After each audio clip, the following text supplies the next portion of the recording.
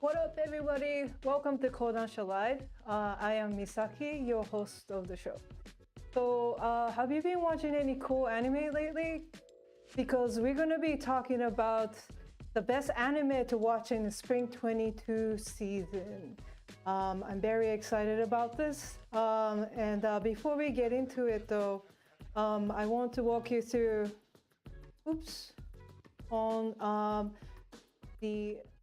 Sorry about that. Before moving on to that, I would like to make new announcements on the new manga that is coming out in the month of May in digital format. So these are new announcements. Here are the lineups. Starting on May 3rd, Change of Heart by Kujira is coming out. After being dumped by her boyfriend, Koyori went to her longtime friend Hijiri's house to drink away her sorrow and ended up spending the night with him. Not only that, he tells her that he loves her, and she's not sure how to reconcile this new development with someone she knew since they were kids.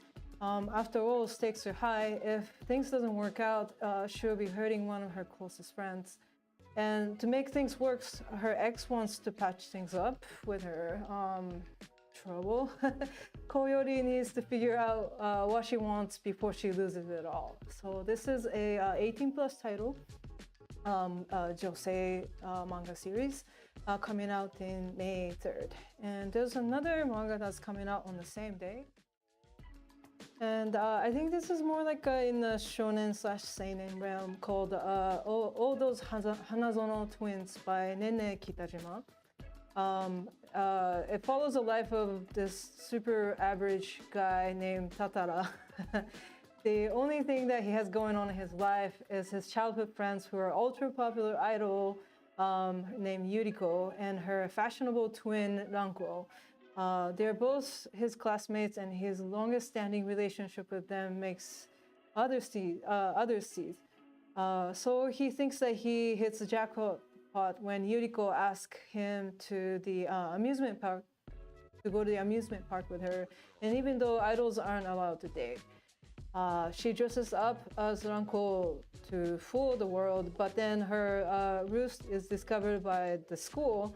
And it's now up to the real Ranko, her sister, to save her from her reputation. But by possibly dating this guy herself.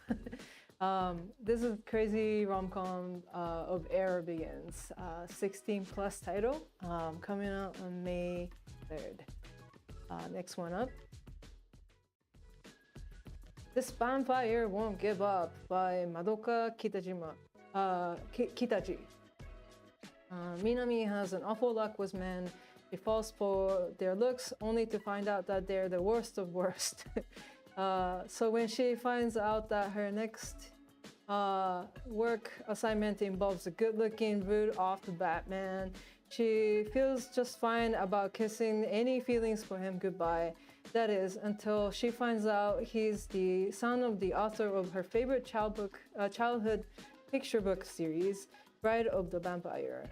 But the rude son soon changes his tune, and Minami doesn't have long before he discovers the secret his gorgeous lips hide.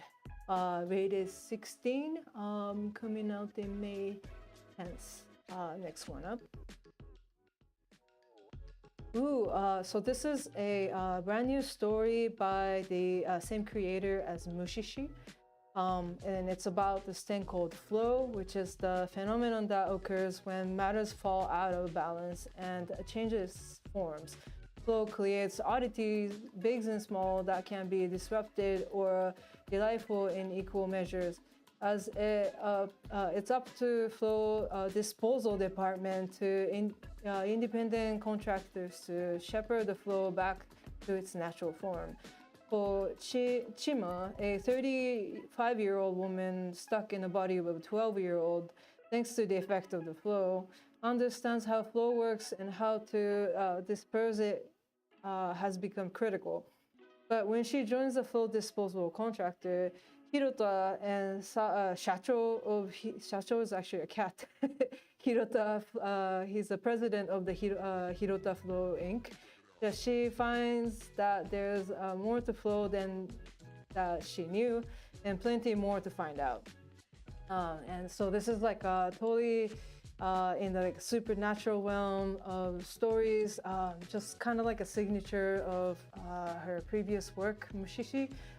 Check it out if you're a fan of her work. I'm pretty sure you would enjoy this one. Coming out in May 17th. Another title coming out on May 17th is The Untouchable Midori-kun by Toyo Toyota. Yeah, so there's a really cute looking guy comes to move into next door to this lady named Misaki. She doesn't recognize this neighbor when he comes up and formally introduces himself to her until he reminded her that they went to school together way back in the days. And Midori,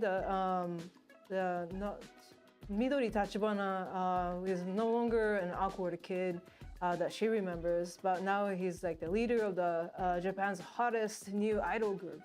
But there he can't be seen with her because he needs to preserve his squeaky clean idol image. But can this chemistry between them be so easily erased? It's a sex-positive, sweet idol rom-com for fans of Tokyo Tarareba girls and ex-enthusiasts. Rated 16, coming out in May 17th. Next one up. Koigakubo-kun Stole My First Time. Wow, what a name. This keeps on showing up in the series too. This series is by creator Rin Miyasa. And it's about Eiko Kagehara, who truly is a nerd. She's like super into MMO that she's been playing with her friends for like past 15 years. She's like, in this world, she's like kind of like a sought after blacksmith that everybody wants to come and see for new items. But then slowly, like her friends online started to, you know, like get married, have kids, like find new jobs and stuff. And like she has like no one else really to play. It feels like she's so unfortunate. So much so, in fact, that she's drunkenly shared her gamer ID with her super hot new colleague who just happened to have been help her with the in-game in the past and who wants to repay her for by teaching her how to love. Oh my. Brand new rom-com from the creator of With the Sheik and His Harem. Check out both series are available from Kodansha. Or at least this one will be coming out in May 24th. Next one up. Another hot and spicy series called Our Fake Marriage Rosé. You might recognize this title from the original series, Our Fake Marriage. This is a spin-off series, by the way. Follows the life of Remi Nikitani, who's not a shy violet. She's elegant, direct, ambitious, with plans to be taking over her father's corporation. So she's not interested in marrying for business or political reason. After all, why she settle with someone she doesn't love when she can make her ways to top by herself, basically. But when her father sets up with Jun Arata, a young hotshot in his own right, and someone who knows about the unique, unrequited love for Remi fostered for years, she's thrown off a loop again. She rejects him, of course, but somehow he keeps on finding his way back into her life. But is he interested in her, or does he only wants to take over the business and leave her in the dust? You're about to find out by reading Our Fake Marriage Rosé, coming out in May 24th. One more. Okay, Rokudo Rounds by Serina Oda. This is a pretty cool brand new sci-fi series. following the life of N, this boy who has no prospect as a child of the slum. He ekes out the living in selling the scraps of the cyborg augmentations he scavenged from anyone who would buy. But when he forces to go through some unethical experimentation, he transforms and making him eligible for becoming a fighter in the only thing that matters is to bleak world, the Rokudo tournament. I was really actually enjoying reading the first chapter of the series. It's really beautiful color illustration, as you can see in the covers, but it also has kind of like a similar vibe as series like Battle Angel Alita or Levius for that matter. Like I really like these like futuristic dystopian world with like where the cyborgs are living. So if that's cup of your tea, check out Rokudo Rounds coming out on May 31st. Yo, so that was all the lineup for the May digital debuts. They will be available from your favorite digital retailers like listed below.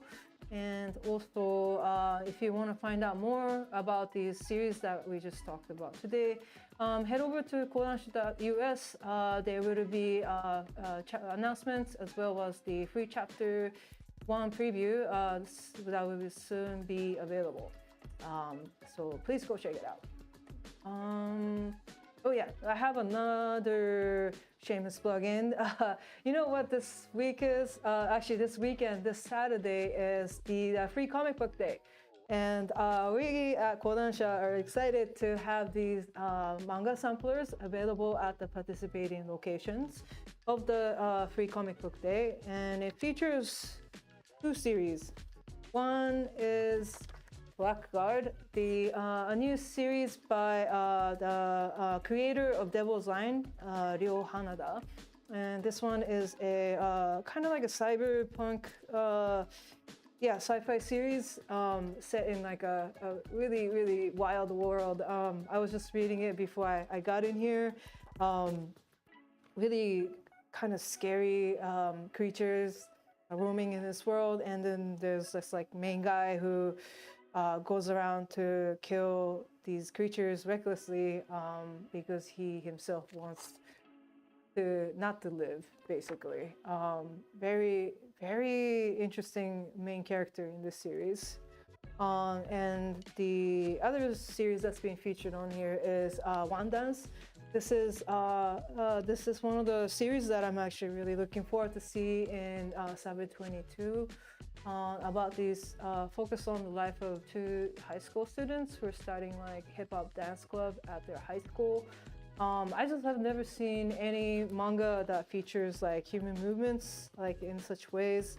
And also it's kind of like a coming of age story where the main characters have like some personal issues, life problems, and they're just kind of opening up to get just kind of overcome it with their newfound teammates. So this is a really wonderful story. I hope you check it out, One Dance.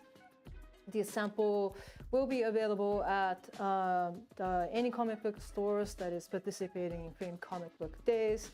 You can find out by going to this URL here below. Just find the nearest location for you and check it out. All right, and all right, finally, let's talk about anime. My gosh, I've been going off for like some time. So I am super excited about this season's anime lineup. I'm just watching everything that is available to me, but there's some of them that I have to say those are my favorites. So I called in Ivan and Tomo to see like to exchange like what are their favorite series versus mine. Check it out. Hey, what's up, Ivan? What's up, Tomo? Hey, Misaki. Hey. So have you guys been watching any cool anime lately? Yeah. No, I mean, like, I know that there's some around the corner. Or by the time we're recording this, it's the spring season of anime just getting started. But something I'm really excited for is a lot of the Kodansha manga that's going to be having an anime coming up this season. So I've been trying to read up on it before the anime premieres, just to sort of get a little bit ahead on the story, and I don't know, just to check it out a little bit before the actual anime releases. Oh, so which one is your favorite? Well, the ones that I really got into was Shikimori-san, Not Just a Cutie, as well as Love After World Domination. Oh, nice. Let's see. I heard that everybody's talking about Shikimori-san. Tell me a little bit about it. Yeah, I mean, like, after reading it, I really understood the hype. I understood why people are excited. And I think that, so Shikimori is Not Just a Cutie is kind of a slice of life romantic comedy by Keigo Maki. And for folks that are interested, I think by the time that this video airs, a few episodes will have already been released on Crunchyroll Domination. So if you're enjoying it, this might be a way to like get a glimpse of the manga if you're really enjoying it. Essentially, there's a note by Keigo Maki at the end of the first volume that says, "This is a face manga. Wait, what do you has mean? fun with faces." So I guess that's the thing. It's a slice of life romantic comedy, but it's similar to a gag manga where it's very short chapters, like maybe 8 to 10 pages a chapter. And the crux or the gag that happens in every chapter is when Shikimori is going to make the really cool face. And you will know when it happens because it is just usually given a like splash page or a big panel or something like that. But the face is drawn in such detail that you really get all the emotions that are captured in it. Whether Shikimori looks angry, whether she looks concerned, whether she looks really lovingly towards her boyfriend Izumi-kun. It's just drawn in such detail that you can't help but stop and look at it and like really just sort of sit in the really nice emotions that happen. The romantic comedy really centers around the main couple, which is Izumi-kun, this naturally unlucky, very kind soft boy who's just very supportive and very in awe of his girlfriend Shikimori-san, who is kind of like really cool in everything she tries. And because she intensely loves Izumi-kun, there are often these exchanges of glances where where it's through his perspective, where it's like, oh my god, she's so cool. And there are a couple times where we get through Shikimori's perspective where we see how like cute Izumi-kun is and sort of like why they're together. But it does a lot in fun ways to sort of like play with gender expectations in terms of like, there's a chapter where they go to a horror movie and Izumi-kun's like, finally I'll be able to show her how manly I am like through this horror movie. But Shikimori-san's more of the horror fan and like picked a really scary one. And so Izumi-kun's just like, going nuts with fear. And at a point where Shikimori-san notices that Izumi-kun's like really scared, she looks over at him and just sort of like, like stares at him in this way. It's like, oh my gosh, you're so cute, and I'm here to help, or I'm here to see you through this like really scary movie. And I think that they do that so often that they kind of make Shikimori be more of the boyfriend role in this case, which is not to say that she's only taking care of him and is this sort of subservient role. Is that like Izumi-kun's like really supportive of Shikimori-san across anything. I think there's this one moment where it's they're walking around and Shikimori-san sort of sees the poster that Izumi-kun gets like really excited about it, and so like I didn't think boys were into that, and Izumi-kun's like I admire women who act cool, and so she takes that and it's like, okay, I'm gonna show up in a cool outfit, and like Shikimori-san looks so cool and like definitely like more masculine, but you see that Izumi-kun is like really all about it because he just loves Shikimori so much. That no matter how she decides to present or what she decides to do, or he's just very supportive. And I think that there's something really cute about that, especially because it's a very chaste relationship. I think like they've gotten, as far as I've read, they've gotten as far as holding hands. So it's not even like it's that spicy. But it is really adorable to see these like high school kids just be very supportive and kind to each other. So I think the small chapters are really more like glimpses at the things that make their relationship very wonderful, very like connected. And I think it's really cute. And I'm excited to see how it gets translated to anime because, because the chapters are so short, I feel we get like a lot of like mini stories within an episode. And I think there's going to be a lot of opportunities to see the Shikimori face. But yeah, I think it's really fun, really cute, plays with gender roles in a way that you wouldn't expect. And is really just like a supportive relationship. I think that this is an interesting, it's along the same lines, but also on the other end of the spectrum to like Don't Toy With Me, Miss Nagatoro-san, because rather than teasing each other and getting these like very intense faces, it's like supporting each other and getting these really intense faces. So yeah, I think it's super fun. It's like many aspects of like one person show up in the story. Yeah. That's cool. Yeah. This boy, Izumi-kun, doesn't sound so unlucky at all.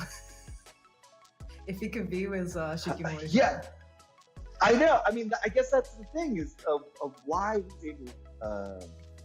Shikimori at some points, is sort of asked like, it's through a dinner with Izumi-kun's parents, and his mom says like, I know how unlucky he is, and I know how some people might consider that a burden. And then Shikimori-san's like, the thing is, Izumi-kun is so kind in the face of all the things that he's suffered, and being with a person like that makes me want to be with him forever. And it's just like, that's really cool. It's just like, what's the line? It's funny because the moms are like, wow, I wish you were my girlfriend. It's just like, okay, this is hilarious. So what's it called? I don't know. I think that there's a lot of really cute and beautiful terms that like turns in this relationship that it's like, wow, this is healthy for even an adult relationship, but these are like high school kids. And I think that's really nice to see, like to see a very supportive and kind high school relationship. So yeah, I don't know. I think it's totally it's a really looking forward to see. Very cute. Like looking forward to see where their relationships are going. Yeah. Cool. Right on. That's Shikimori is not just a cutie. She's also has many sides of her. Okay. What about you, Tomo? Have you been watching anything lately? Yeah. So my recommendation or one of my recommendations for this season would be A Couple of Cuckoos. Yeah.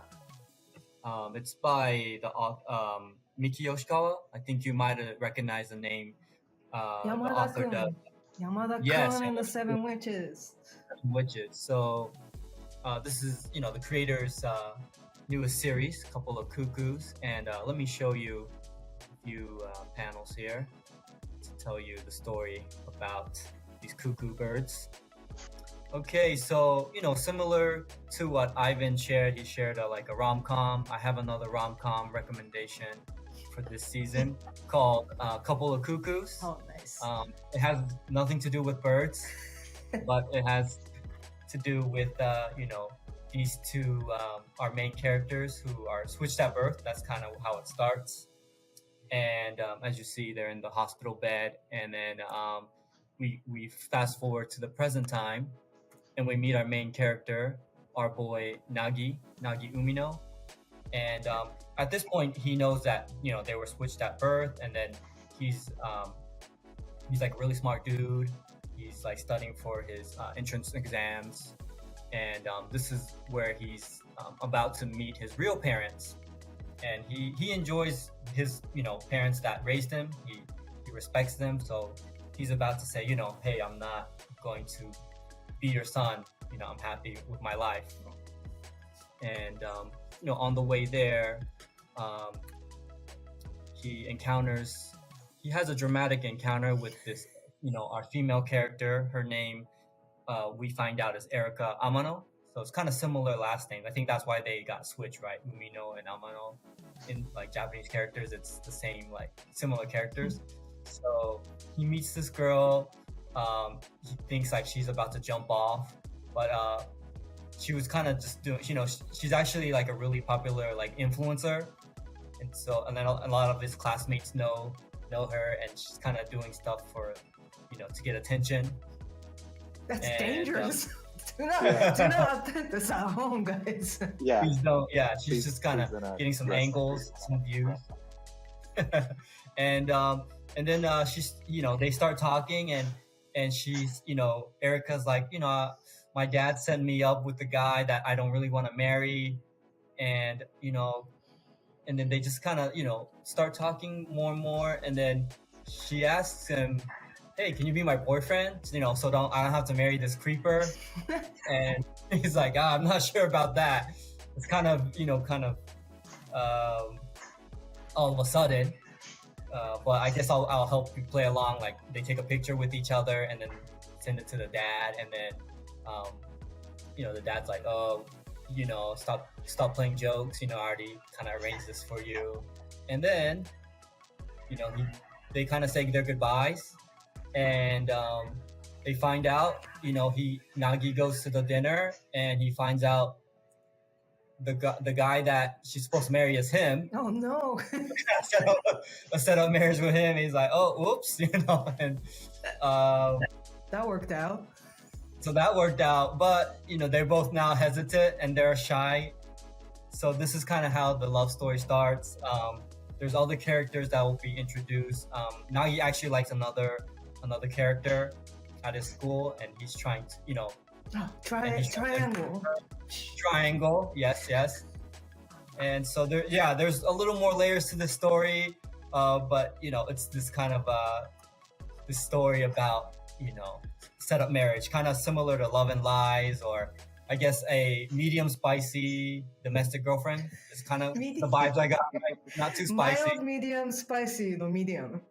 Yeah, I think medium. There's kind of you get a little bit of fan service here and there, and some cute girls here and there. So I think this will be one of another rom-com to check out for the spring 2022 season. I've always been a fan of Miki Yoshikawa sensei since the Yamada-kun and Seven Witches. Same creator. I think one of her strengths is these like really cute girls. Like she could draw Yeah. girls, maybe because the female artist, like she has like incredibly cute girls who are really like fashionable and like super cutthroat. Yeah, the fashion aspect, you can see it. And even like Nagi's sister, she's like a younger sister, but she's drawn really cute as well. And so, you make a good point. Yeah. Great. I can't wait to see them being animated. All right. Yeah. So Ivan, what else have you been watching? Something that I've been kind of curious about in terms of the trend in manga, especially after My Hero Academia, is the sort of like increasing adaptation, like with the concept of Western superheroes in manga. There are plenty other manga like One Punch Man, and what's called, like I said, My Hero Academia, and all the various spin-offs that they have. And even now, there's manga adaptations of Marvel and DC superheroes. So there's like a Superman manga as well as a Deadpool manga. And so I think that having these really fun interpretations of Western superheroes in manga is super fun, because I think the action in manga is so cool. And I think that Love After World Domination is a really fun twist on this sort of like, it focuses on like more of a Sentai group.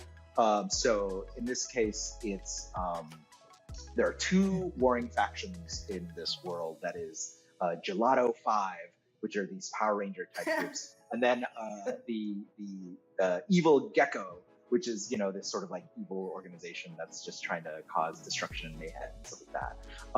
So I think that like, though it has this sort of like Power Ranger aspect, I think that it's more of a love story between one of the leader of the Gelato 5, which is Fudo-kun. He's a Red Ranger, basically. And one of the lieutenants, who's known as what's called Reaper Princess, Desumi-san. They're both in high school and kind of fell in love on the battlefield. And so now they have to sort of keep this secret relationship while they're still going about their usual work as, people who are fighting in this, war between good and evil. They're also Right. really dumb about dating. I think that that's one of the most hilarious aspects about their relationship. Like Furuko, like the beginning, like this is part of this is from the first chapter, where it's just, I've done some research and couples hold hands, and I think we should give it a shot. And again, these are people who are putting themselves on the line for both good and evil. But when confronted with something like relationship stuff, like holding hands, Desumi sounds like it's too soon for us. And so I think that there's so much comedy in terms of like their unfolding relationship, and that is also like very sweet at the same time, because it seems like it's the first time that they've both been in a relationship.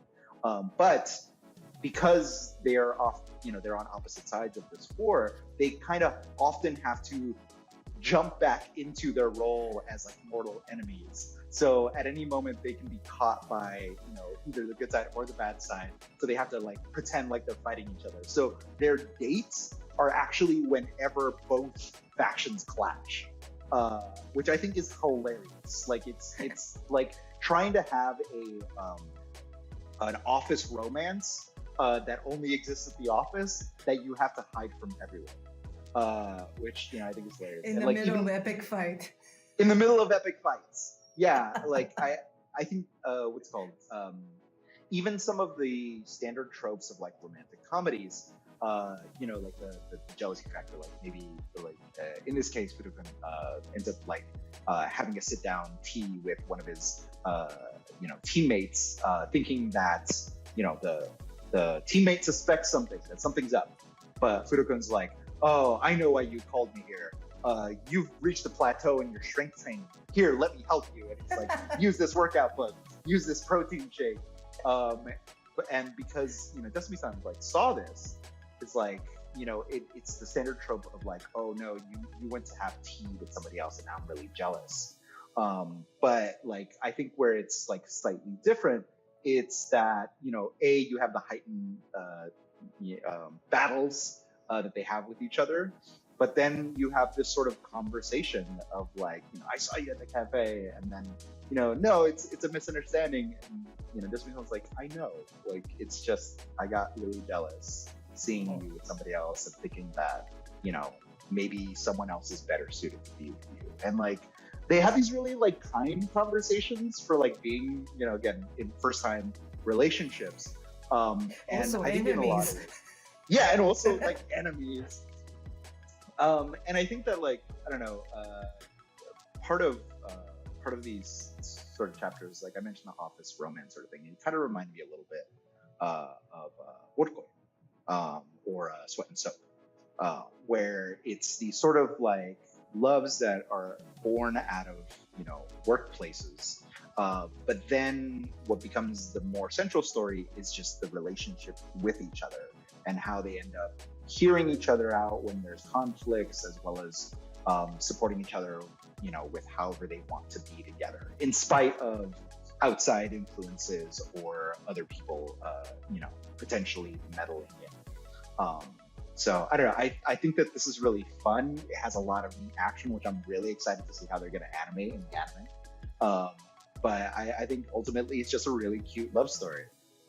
Just two idiots in love and trying to, keep their secret identities of their relationship. So yeah, I think it should be real fun. It's like Romeo and Juliet for Sentai or something. Yeah. How could they keep up is not like, I don't know. I don't know. I want to know how they could keep up with their secrets. So I think part of it is also that like the everyone around them is also seemingly pretty dumb as well. Like the Zordon, or like the doctor that gave them all the Sentai people their powers. It's like Furukun has like a relationship with like oh, I'm just a little distracted, and this professor is like, you're in the prime of your youth. If you're in love, you should go out for it. Like seemingly not knowing that he means go to woo Reaper Princess, who's a mortal enemy, and also like.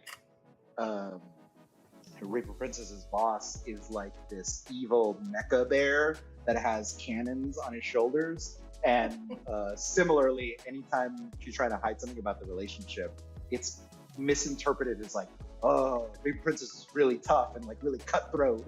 It's just like, okay, this is really funny. So I don't know.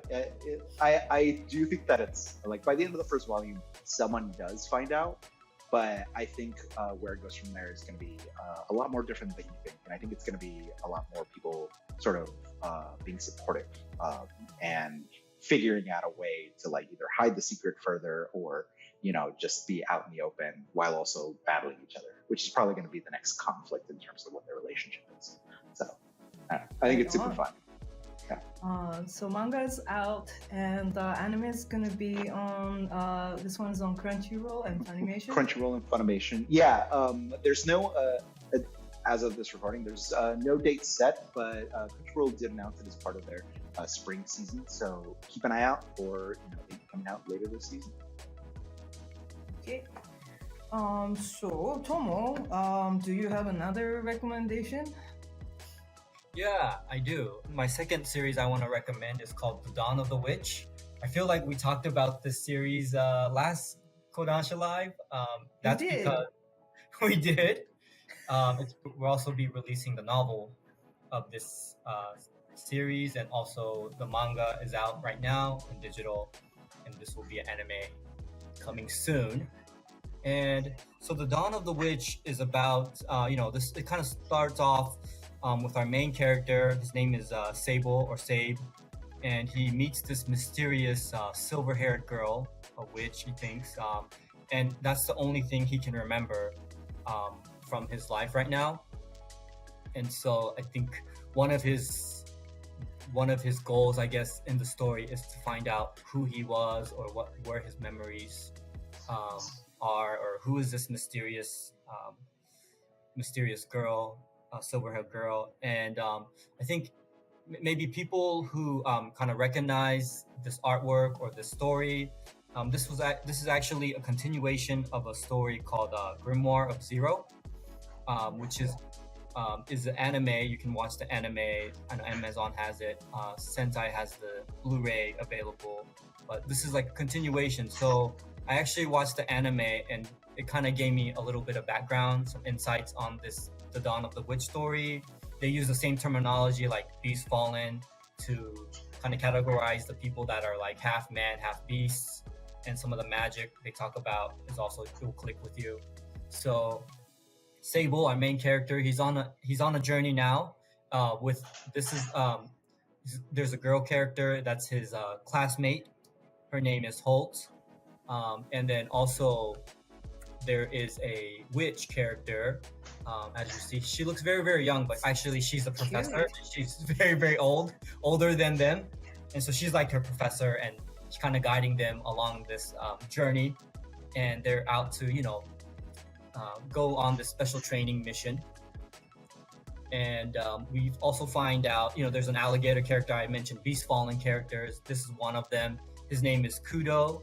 And an interesting part of this world is that a lot of people don't like the Beast Fallen characters because they're kind of discriminated because they're different, or they think they cause trouble. And we do find out, like, for our friend Kudo, he was kind of tortured back in the day. You can see he was in the cage, and he's just like, please, I don't want to go back to this kind of life. But there is some people that are kind of looking for him. You can see this one of the antagonists. He's ready to fight him. They kind of encounter him and start a battle. And this is, I don't want to spoil it too much, but later on, there is a twist at the end of this volume, and one of the characters is not who they seem they are. So I think that's one of the hooks. What's gonna happen? That's kind of the reason I'm like, okay, let me read volume 2 and see what's up.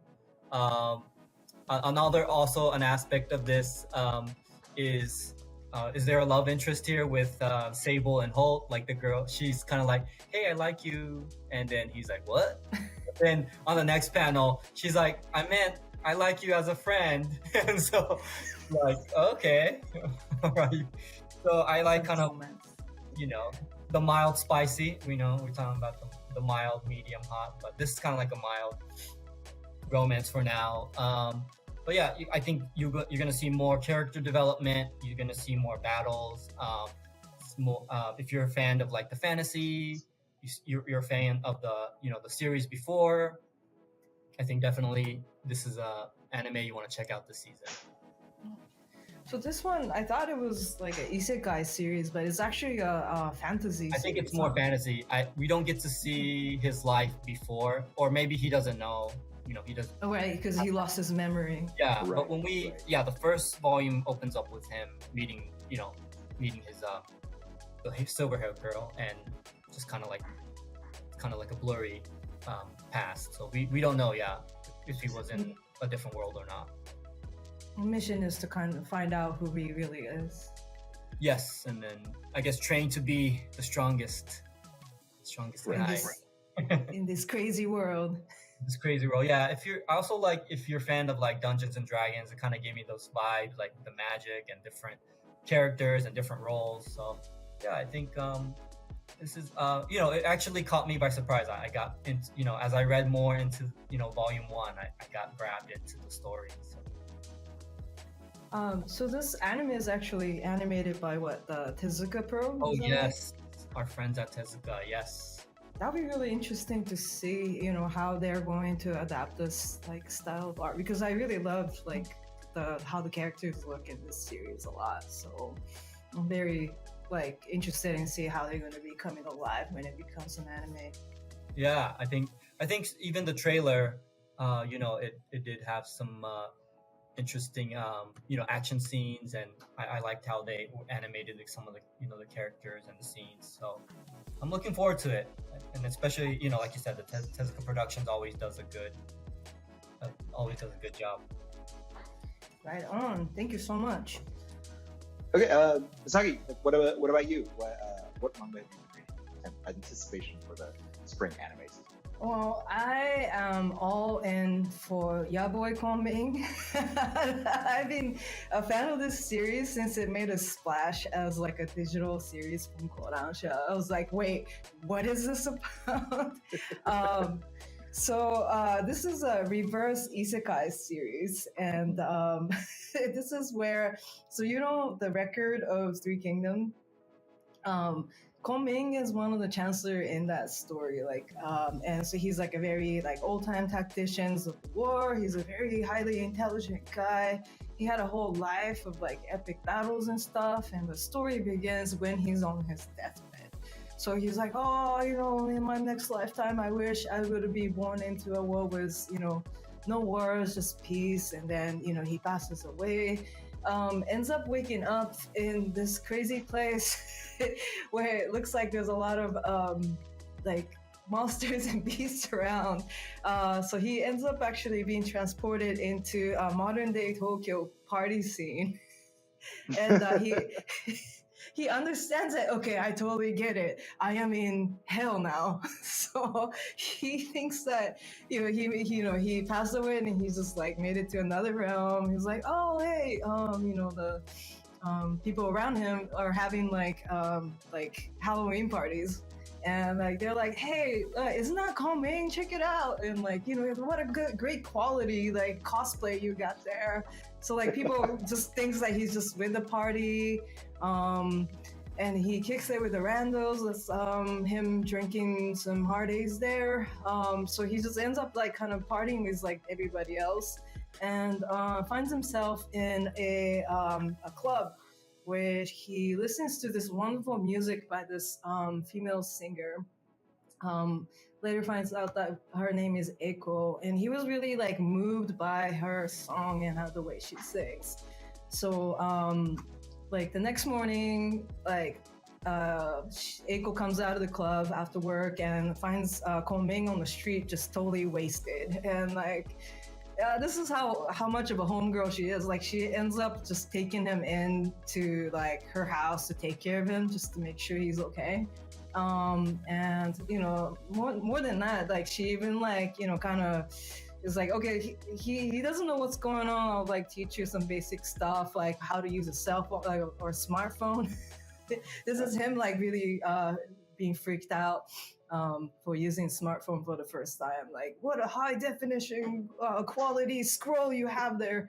So, remember he's from like, several thousands years ago. So he's, doesn't know these technologies, but because he's an intelligent guy, like he picks up on it like pretty quick. Like he learns how to like search himself on Wikipedia and stuff. And she also introduces Kongming to her workplace and her boss, who looks like a kind of a scary guy, but he's actually a really nice dude too. Like he looks out after like Eiko, and seeking for a job opportunity to work at the same club. And he, of course, the boss actually agrees to it because he ends up being the Three Kingdom fan, like a big fan. So he kind of tests Kongming a little bit, like, well, if you're really Kongming, then you can answer these questions, like, why did you make these like war tactics, blah blah blah, and sure enough, Kongming has like a very plausible answers to it. Like he's like, yeah, you're like Kongming for real here. So that's how he gets into working at the same club as Eiko, and learns how to be an awesome bartender here.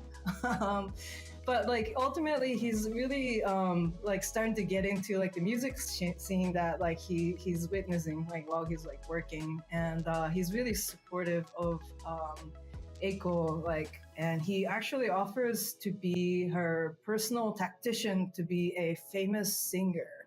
Dun dun dun dun.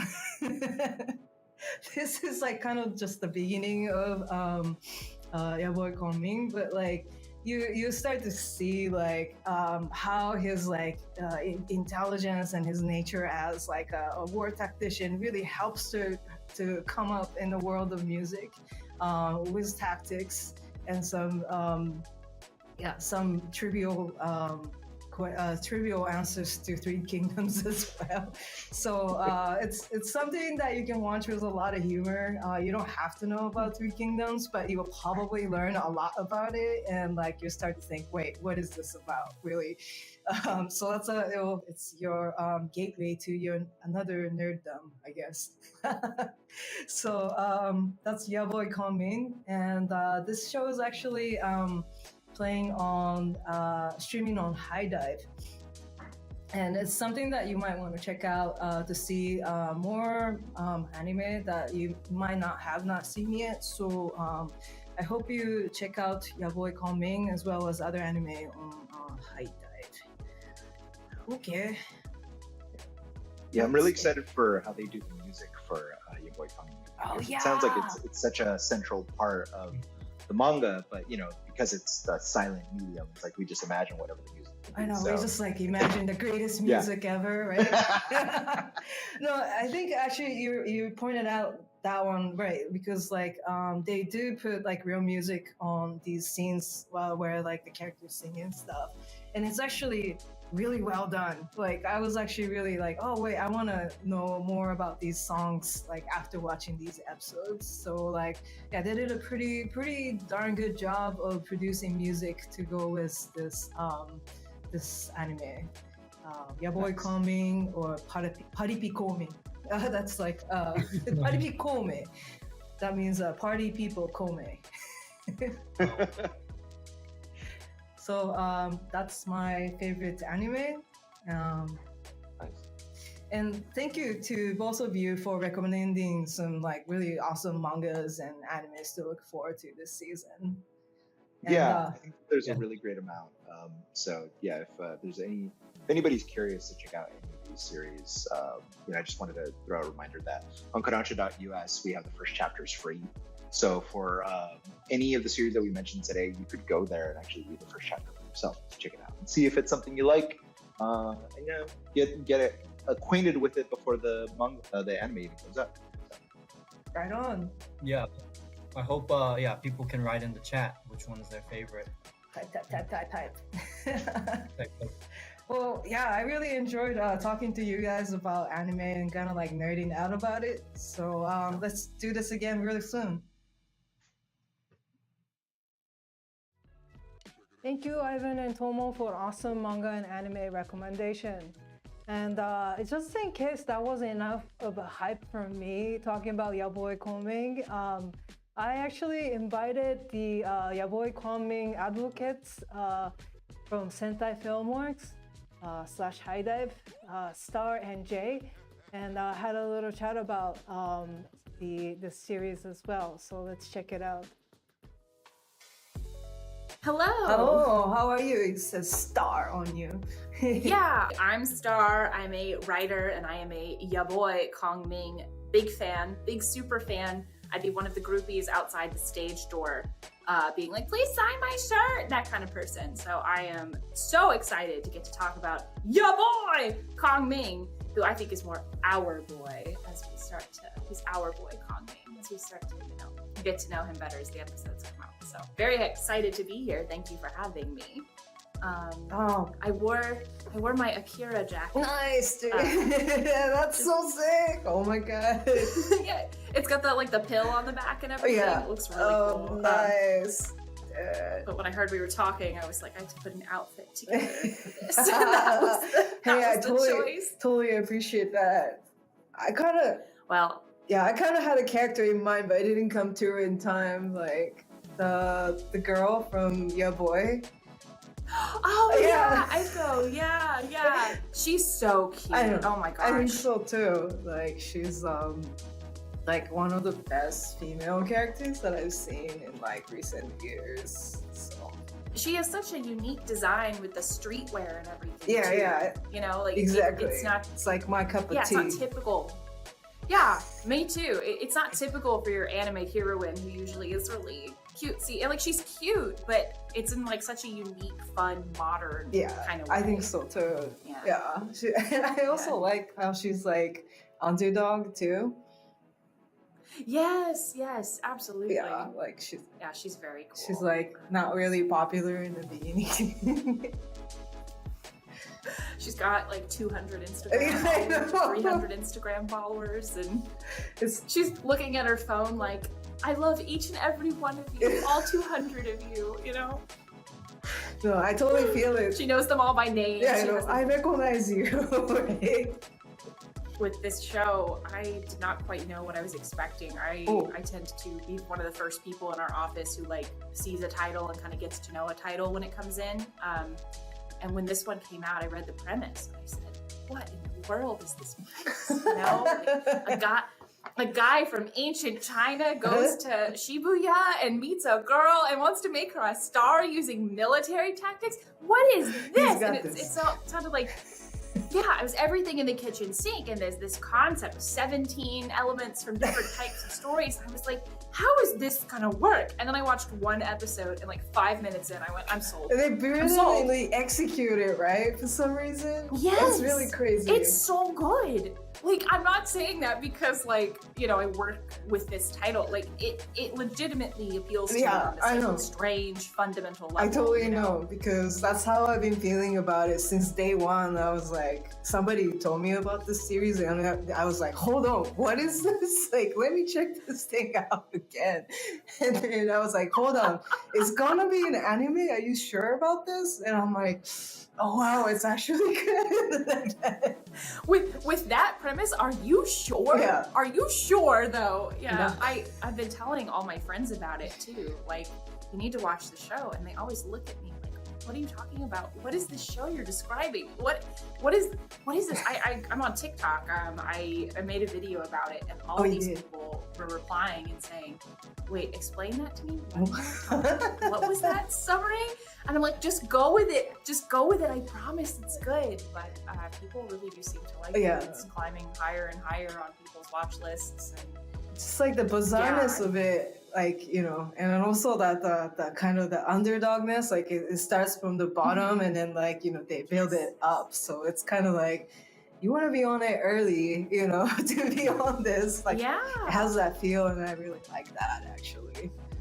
Yeah, it's when you're the first person to discover a band in your friend group before they go on their first tour, and you love them, and then they make it big. So I was there. What do you call it? I was there. Early adopter. Yeah, an early adopter. I was there before your boy was our boy, you know? He's always been my man all the time. Like, Yeah, always. yeah. Always. I'm kind of sucker for like comedy, and like, you know, like some people say like comedy doesn't like translate well, but like in this case I think Yeah. it does, because it's like the modern days part is so like relatable, like in any place you've been, like it's like just like street culture. Absolutely. Or like when you go to a party, like that happens anywhere pretty much. Right. I think also the writing of it is incredibly clever with how they handle the historical elements, not just like in the way that the jokes are constructed. Yeah, I think also so. In but the way that they handle Aiko and then Kobayashi, the manager character. Kobayashi's a Three Kingdoms nerd, right? Yeah. So when he's around Kongming, he's like, tell me your secrets, tell me about your this, or tell me about that, let's learn about this trivia. So the people watching it who like the history stuff are like, yeah, that's me. You know, that's no, legit. Yeah, we're hearing this. Yeah, but then people like me who don't know who don't know we can any bleep you. People who would bleep me, yeah, thank you. People like me who don't know anything about history, we're like Aiko. She's standing there going, I don't get this. I don't know what y'all are talking about. And so you've got like two audience surrogates, one for the people who know history and one for the people who don't. And it makes the jokes always accessible. And that's such a smart writing trick. Like I have to think the author was like I have to do that. Like that has to be either the author had perfect instincts when crafting this character. I think so. Or he was. You have to like really know your thing, and then you have to kind of like know where the beginners come from to kind of like make it eye to eye level. Yeah, it's totally like represented in like characters. Yeah. For sure. And like I kind of talked to like Three Kingdoms fans about this series too. Like I was like, can you read this and like tell me how I feel? And they're like, oh my god, this is like totally legit. Like I never thought about this kind of theory, but it totally makes sense. Like whoever wrote this must know their materials. Yeah. That's awesome. Yeah. Like, yeah, I was reading on Reddit, there's one person in all of like the episode recaps on the anime subreddit is posting everything they know about like Three Kingdoms facts that show up in the episodes to contextualize the jokes. And that's been really fun to like read this person's, I wish I remembered their handle, but it's been really nice to read that. You know, I had this like clip from you guys from High Dive on Boy Kongming. Like, do you want to watch it together? Yeah, we can do that. I never tried this before, so let's do that. Yeah, let's do this. Okay. 現在より約1800年前、中華は3つに分かれ覇権を争っていた。劉備率いる蜀、曹操率いる魏、孫権率いる呉。I think this is like a really good like intro to the Three Kingdoms. Yeah, like, they did. Shit. For sure, they did a good intro in terms of just like getting newbies introduced to what it is and why it's like in a nutshell, this is the Three Kingdoms. These are the spark notes. Yes, it's a spark notes of the Three Kingdoms. This, I mean, it's kind of like a good way to kind of set your mindset into like where the story jumps into. Oh, for sure, absolutely. And this is like a classic beginning to like an isekai series. Like when somebody's in the deathbed, you know, like, except he's from the past. Yeah, I had somebody try to tell me this isn't an isekai series, it's a time travel series. But I'm like, I mean, it is, but he shows up and he has, he speaks Japanese and he is younger, so there's a magical element to it. It's not just like straight up time travel. So yes, exactly. And he understands how to use like smartphone immediately. There's magic to it. Yeah, he's very smart, and so he just takes to it like a fish to water. Paripi man. This title kills me. Like that's Paripi is like party people. Party people going, ya boy, ya boy. Whoever came up with that title, and he just wakes up in hell, like, or like he's just like zombie. Yeah. I love the animation of his eyes right here. By the way, it's clean. Wow. Smooth. Yeah. It's actually like kind of like graphically speaking, it's like really elaborate, you know, like the costumes. PA Works is the studio, and they did a bang up job on the animation of this, especially during the musical sequences later in the later in the episode series. Yeah. No, I really like the music in this series a lot, actually. This is like him waking up and like shooting. This is why I grew up in Japan. So like this line here though. It must be hell. Happy Halloween! Yes, it is some sort of a hell. And he's like, he gets recognized. Oh, it's him! Like, what? He's like, oh, you're so good! It's actually really brilliant that the author chose to land him in Halloween because everyone just sees the costume and rolls with it. Doesn't have I know. Totally okay with it too, right? And he gets like fed tequila, like bottoms up, burning in hellfire. Just hell's punishment. They're just kicking it. So you go to another realm of hell. Like, the next this part, this is like kills me. It's like subtle comedy. I like it. We wanted to show these first 4 minutes of the first episode because we think it's such a great, concise introduction to the series. Like it really sums up the tone and the mood so quickly for the audiences. So it's a really strong like opening hook. Yeah, I think so. And then it jumps into this music scene. Yeah, this club scene's like they start to get into like it's creeping into me like to music and stuff. It's just like this is what I wanted to see when it becomes an anime. It's like hype. Like yes. Like here she goes. Hype is real. They did such a good job with the music in this series. I swear. And the dancing, yeah. Like they must have like really good team to work on these. Like he's feeling it too. Yes, I'm kind of like sucker for music, so this is how I feel when I listen to like the jams. Yeah. No, I get you. I love that clip. Like it's such a quick way, really, to acclimate the audience to what they're getting into when they see this. Because, like we said earlier, it has such a bonkers premise.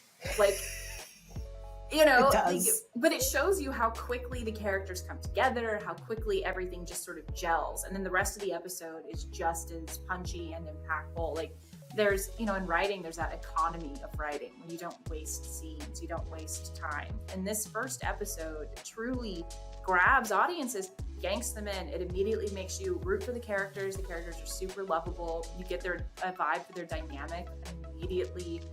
Right away. It just really strongly, like from storyboarding to writing to acting, everything about that first episode is incredibly strong. And the series only gets better from there. Like it's special. Like this series is so special, and I'm so taken with it. I truly love this series so much.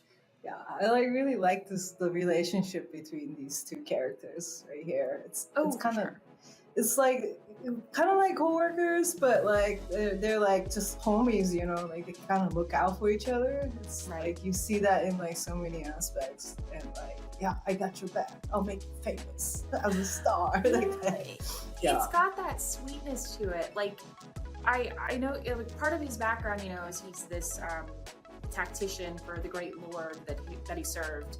And so he's used to kind of finding a commander and then answering to them. And that's what he does when he comes to the future is, you know, he finds Aiko and then he's like, you know, you're my commander now, give me my orders and, you know, I'm going to carry them out. But she's like, seriously? Yeah. But like, it also shows that he believes in her so much. He believes in the power of her voice. He believes in her dreams. And so what you get is this series that is so earnestly about a guy who sees somebody and says, I don't need compensation. I don't need gratitude. I don't need anything from you. I want to elevate you and I want to make your dreams come true. And that is so earnest and kind and optimistic and positive. And so it's such a nice, positive show. And like at the end of episode 3, which literally came out today, I'm not going to spoil anything, but like, you know, Aiko has rivals.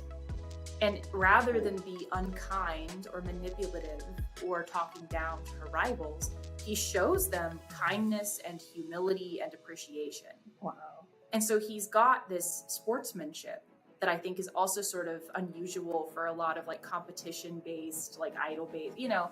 Right, because it's not always about the competition. Yeah, he's not about tearing her competition down. He's about building her up. And, you know, we have so many anime series that are edgy and gritty and they kind of trade on that darkness. It's messed up. Yeah, but this is bright and colorful and happy, and the characters love and appreciate each other. And that's something that I think anime fans like should want to watch. You know, if you watch a lot of dark stuff, throw this in there too, because it's going to be good for your mental health, frankly. It's so good.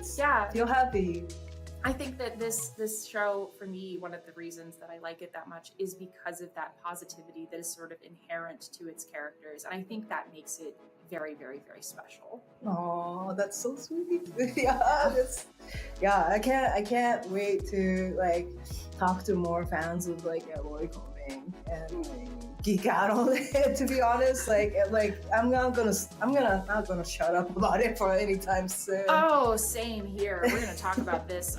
I'm constantly in the middle of the office, like refreshing its Mal page. Like it went up a point. 9 more people reviewed it, and they're like, "Oh my God, Star, we get it. We get it. People like it. You can stop now." And I'm like, "No, it's really no, we can't." I'm over in the corner, just like beating the ya boy drum, just like, "Yes, everyone, gather round," and they're just like, "We're so tired of you." They're not tired of me. They like hearing about it, but like, I mean, that's what you do. Yep, I'm very passionate about ya boy. He's our boy, like I said. Well, anytime you come across like new shows like that is just like not like any other ones. Like I feel really happy, you know. Mm-hmm. This is definitely like one of those series for me. Like, it's not just any other ones. Like it's been a while since I feel this way about like the series. So I'm quite happy too. Same here. Yeah, I saw somebody online say, "What are some other shows that are like ya boy?" And I was like, it's not a long list. It's not a long list, bro. Sorry to break it to you, but there's not going to be too much that's in the same ballpark. Yeah, I don't think so. Maybe like some like small aspects of it, like time traveling, you know, like this and that, like guy from the past coming to the present, but like not like this. I don't think. Yeah, because I can think of like music shows or idol shows that have kind of like a twist, and I can think of time travel series, but the whole time travel music combination is very like, what? And then that war aspect too on top of it is entertaining. Oh, I think Jay's coming in. Hey, what's up, Jay? Hey everyone, I'm gonna join partway through because I was just stuck in another meeting, but I had to come and talk about your boy. I'm Jay Perez. I'm the event manager with High Dive, and I do stuff. I make events happen, and I talk about anime that I like, including ya boy. And I want to say ya boy a lot, and we're going to say ya boy a lot. Get used to it. Star does such a job of talking about Kongming. I needed to let the energy get out first. Were you like eavesdropping on us on the other line and came in this way? Did you? No, I'm in the other side of the office, and I just hear it. Oh, okay, like actual literal her voice. Yeah, I love this show so much, y'all. So I can talk. I mean, we have been sitting here just talking about it for half an hour. Yeah, Texas, I know. Totally. Y'all. Yeah, but we have been sitting here talking about it for the last half hour without really ceasing. So, you know, your instincts were right, Jay. Yeah. Straight nerding. I really appreciate the hookup, dude, Jay. Like, this is like becoming like my favorite series of the season, so I'm definitely gonna hype it up amongst everybody, basically. And I think you are never wrong. You're never wrong. I'm never wrong about this kind of stuff, really. Like, and I think you're like trying to hook us up with High Dive subscription in case people want to watch it. Like, can you tell me how it kind of works? So yeah, I kind of know some people at High Dive, and I talked to them, and I was able to make a little code that if you use ya boy 22, right? Ya boy 22. Yeah, the code is ya boy 22 for 1 month free of High Dive. Okay. You redeem it at the sign up page. Yeah. But nice. we had to say ya boy. Like anytime we refer to this, we go ya boy. Ya boy. And it's funny. Anytime anyone refers to it too, you don't just say we need to talk about your boy. Ya so boy. we need to talk about Anytime. your boy, and it's always pronounced that way, even in the middle of a very serious sentence. It's quite funny. It's a business thing. Oh yeah, definitely. It's Okay. integral to the discussion of the title is calling it ya boy. Ya boy, ya boy. Yeah. And you know, if you start right now, you can catch up on 3 or 4 episodes. The third Nice, episode right? dropped this morning. Yeah. Okay, so some binge watching is allowed. Yes. And then yes. and then you have to wait like rest of us. Yeah, I mean, most anime fans give anime a 3-episode rule for something to charm them, and so there's 3 episodes of it out now. So you can pull the 3-episode rule, and Misaki and I were talking about this earlier about how you want to be an early adopter. You know, like this show is blowing up, and it is pretty cool to get in when it's new and before other people discover it. It's pretty Yeah, cool you better to be see on you it. got there. You Right better at the be on start. it right away.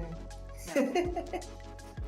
Okay, so hit up the High Dive web homepage and then use the promo code to subscribe free for 1 month.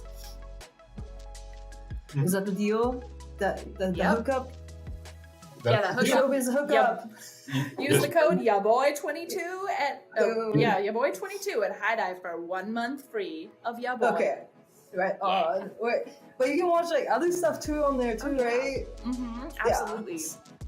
Yeah, a couple little shows like Land of the Lustrous, Nice. Devil's Line. Yo, You know, represent. Thank you for the shout out to the Kodansha titles. Yeah. No, I mean, I honestly like have been looking for more contents to watch these days. I was like, oh my god, I need something new to watch, and then like I found High Dive. So like, yeah, here goes my weekend. I would very much appreciate it, all your hard work. Well, if you're gonna, if you want a magical girl show that's underappreciated, that's on High Dive, Oh. you should check out Flip Flappers. Flip Flappers. Yeah. What is this? It's a magical girl show about these 2 like girls who go into these strange magical realms and have to collect these weird shards of energy and stuff. And the show is actually really big on like psychology. And Nice. it I'm looks down. it looks like super bubblegum pink, and then you start digging into it and you realize it's actually got these sort of like deeper underpinnings and it's more than it seems. But it came out Oh the wait a same minute, it's deep. Yeah, Okay. but it came out the same season as like Madoka Magica and like 6 other magical girl shows, all dropped at the same time, and so it kind of Yeah. flew under the radar. But it's my favorite magical girl series of all time. And when people are looking for stuff to wow. watch on High Dive, I always recommend that one because it's very, Very cool. Yeah, I'll totally check this one out. very good. Yes. I thought you were going to go with Demon Girl Next Door too. Demon Girl Next Door Season 2 is airing right now, and it is the sequel to the Demon Girl Next Door Season 1, which is another of my favorites, which is another subversive magical girl show. Which is another. Yeah, I love me some subversive magical girls, but that one is also very good, and it's got some parody elements of the magical girl genre, which is it's just laugh out loud funny. So if you're looking, I for, like that. Yeah. So- Oh yeah. I'll do my elevator pitch for Magical Okay. Girl. What if What? you're not following the Magical Girl, you're following Demon? And what if the Magical Girl is more deadpan than I am? Oh no! Yeah, the magical girl of Demon Girl Next Door, she literally is just like, yes, I will fight the evil monster. It's fine. And just the whole time. Dead face. And then the demon girls over here like, ah! And yeah, so they have like the Really? swapped personalities. It's very good. Yeah. It's all bubbly. Mhm. Yeah, good times. I do like magical shows. And you know how to fight magical girls on a On the budget. budget. Yes, yes. Wait, like the girls themselves are on the budget, or the production is? Oh, well, you see, the magical girl, our lead character, her name is Shamiko, short Yeah. for Shadow Mistress Yuko. Yeah, Shamiko wakes up one day and she has devil horns and a tail, and she does not know where she got them. And it turns out one of her ancestors is a demon who has granted her some magical girl kind of demon powers. But she says, a long time ago, the Light Clan placed a curse on our family that we have to live for the rest of our lives on $300 a month. And that is it. That is for Oh, no. food. That is for food, housing, clothing, and everything. And that is all you get. So you have to go Never break. more. You have to go break the curse by killing, or murderizing, as she says, the light magical girl who's from the clan that like cursed us, and so she goes to try to like murderize her, and then the light girl is like, "You're very pathetic. I'm going to become your personal trainer because this is just sad," and that's their relationship. It's very funny. What a crazy setup! Yeah, we were talking about shows with crazy setups earlier. Ya boy, demon girl, you know. Part to part, yeah. Probably. Oh yeah, all kinds of weird stuff to watch on High Dive. We're big fans. Yeah, I appreciate it. And the best part of Girl, you can watch the first season full right now in dub. Yeah, first season is dubbed and on subbed. HiDive.com. Yeah. HiDive.com. That's definitely gonna go up on my queue of things to watch this weekend. Good. As it should. As it should. Y'all have any like final shout outs, call outs, whatever you want to say to our people who are watching our show? So Jay, did you want to give? I gave my like an oodle of personal thoughts on the series. Did you want to say real quick why you like it though? Because I'm sure we have different answers. Yeah, I want to hear it. So, Ya Boy is the kind of show that if you're having a bad day and you just need to laugh and watch something lighthearted and bring yourself in a better mind, it will do that without trying hard. It is a different premise. It is fresh. It is unlike anything we have for a while. Hell no, there's nothing like and it. It's fun. Super fun. Like it's Hell yeah. Yeah. And it gives us excuse to say, yeah, boy. Yeah, I think the show, if I had to sum it up in one word, is that the show is joyful. Like joyful. It joyfully approaches its premise. Like it's such a weird premise, but it just leans into it. It knows what it is. It just leans into it hard, which is beautiful. And then it's joyful about its characters. It's joyful about the music. It's joyful about their relationships. Like literally watching every single second of this, I'm sitting there like just like smiling like that the whole time, just unable to stop. Did you share the story of when you fell off your chair? Yeah. There's a moment in, I believe it's episode 3. What? Wait, no, it's episode 4. So I'm not going to describe the actual moment because I don't want to spoil anybody. But there's a moment where they have this conversation and it's really, really tense the whole time. Like, you know, it's tension, stress. And she looks to Ya Boy for comfort. And there's this music swelling and it's very, you know, it's very emotional and stuff. And he just turns to her and just deadpan says something that is totally not what she wants to hear. And it starts playing this like funerary organ music in the background. And she just starts going like, no! And I fell out of my chair. I was laughing so hard because they do these things with like sound that are so funny. There's a moment in episode 2 where somebody opens the door and he's standing there and like a gong hits in the background, but then it cuts back to the person who opens the door and it cuts it out mid gong and she goes, "Who are you?" And like it's one of those moments where like the sound designer does a really good job like with all of those beats. So anyway, yeah, the humor gets to me in a way that I literally will shriek in the middle of our office and it's very upsetting to everyone around, but I'm having a good time, so I think that's what matters. That's okay. That's totally fine. Totally fine. Yeah, well, you gave me like different layers to enjoy the show.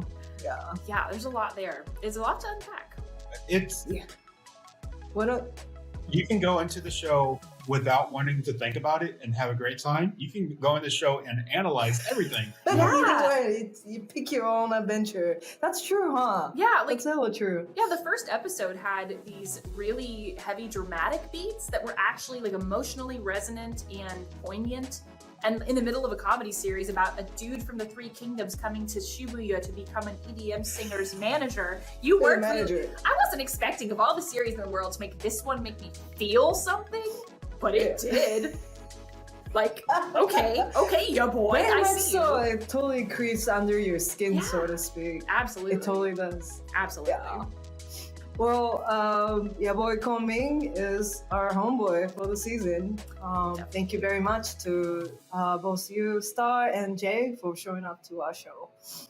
And I'll talk to you all soon. Yeah, thank you so much for having us. And yeah, it was wonderful to meet you. Thanks for talking about ya boy. Ya boy! Ya boy! Come on, Jay. Do it. Do it too. Do it.